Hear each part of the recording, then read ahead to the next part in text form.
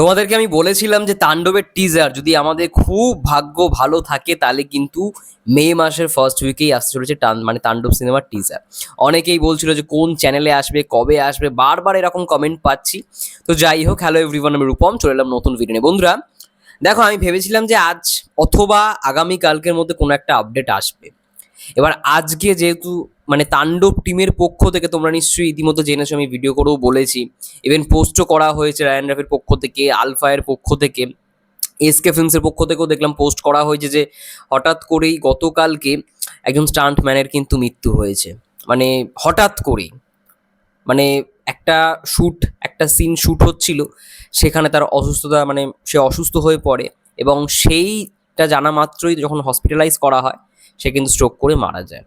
তো এরকম একটা মানে দুঃখের সময় অবশ্যই টিম চাইবে না যে টিজারের কোনো আপডেট দিক, ঠিক আছে?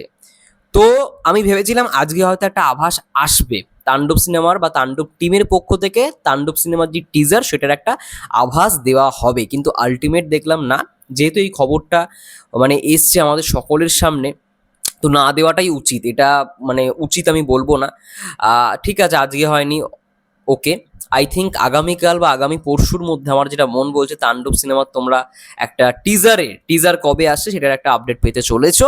এবং মানে টিজার রিলিজের আগে যেগুলোতে প্রমোশন অলরেডি হচ্ছে সেগুলো হচ্ছে এই যে এইরকম জিনিসপত্র।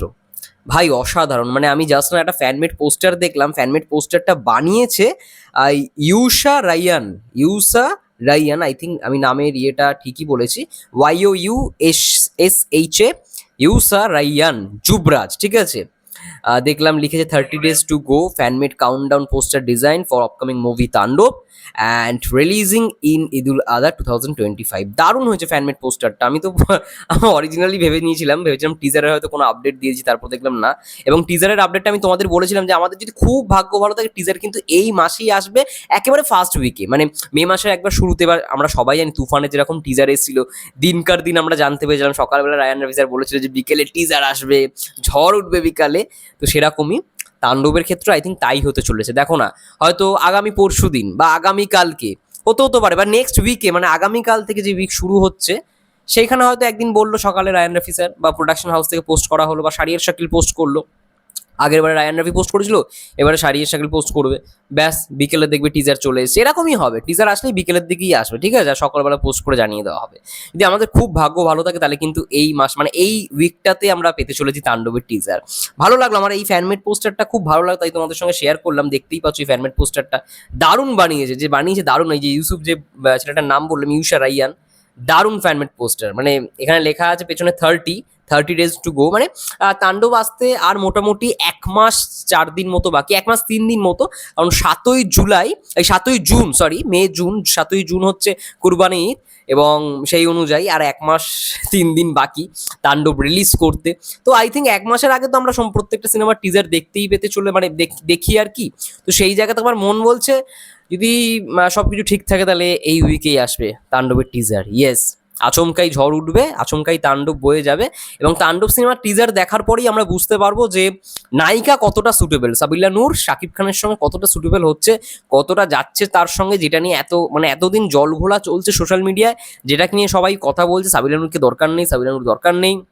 কিন্তু ভাই, ডিরেক্টর রাইহান রাফি, মানে এই মানুষটার থটস, চিন্তা ভাবনা অবশ্যই আমাদেরকে মনে রাখতে হবে। যাই হোক, তাণ্ডবপুর মানে খুবই বড় মাপের একটা ছবি হতে চলেছে, যার জন্য তোমরা এই মানে সংবাদটা যখন পড়ছিলে, বা যারা যারা পড়েছো, যারা যারা জেনেছো, এটা বুঝতে পেরেছো যে স্টান্ট সিকোয়েন্স কিন্তু বড় বড় থাকতে চলেছে। এবং যেই আর কি মারা গেছে সেও কিন্তু একজন স্টান্টম্যান ছিল, ঠিক আছে? ওই 13 তলা বিল্ডিং থেকে একটা স্টান্টের শটই কিন্তু সে শ্যুট করছিল। তো সে শ্যুট করতে গিয়ে এই জিনিসটা তার মানে অসুস্থতা বোধ হচ্ছিল, সে আর বলেনি। তারপরে যখন তাকে হসপিটালাইজ করা হয় সে মারা যায়। যাই হোক, তার আত্মার শান্তি কামনা করি। এরকমভাবে আমি সবসময় আগেও বলেছি, এখনও বলবো যে প্রত্যেকটা শুটিং সেটে অ্যাম্বুলেন্সের ব্যবস্থাটা থাকাটা দরকার, যাতে ইমিডিয়েট হসপিটালাইজ করা যায়।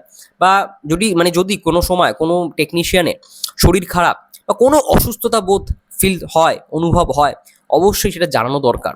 ডিরেক্টোরিয়াল টিম হোক বা যারা এডি টিমে থাকে, অবশ্যই ইমিডিয়েট করাটা উচিত। কারণ একজন মানুষ যে ক্যামেরার পিছনে সারাক্ষণ পরিশ্রম দিয়ে যাচ্ছে, তাকে হয়তো ক্যামেরার সামনের মানুষটা মানে দর্শকরা চেনেও না, জানেও না তার পরিশ্রমটা মানে কতটা, এই সিনেমাটার জন্য তার পরিশ্রমটা কতটা বেশি।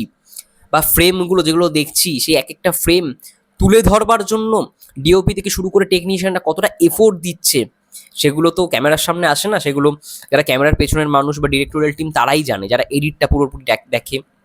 তো এটাই হচ্ছে বিষয়। এরকমভাবে যদি মানে টেকনিশিয়ানদের ক্ষতি হয়ে যায় না, সিনেমার সব থেকে বড় ক্ষতি হবে। যাই হোক, এটাই ছিল মোটমাট ভিডিও। তোমাদের কি মন্তব্য অবশ্যই কমেন্ট করে জানাতে পারো। ততক্ষণের জন্য সবাই ভালো থেকো, সুস্থ থেকো, টেক কেয়ার।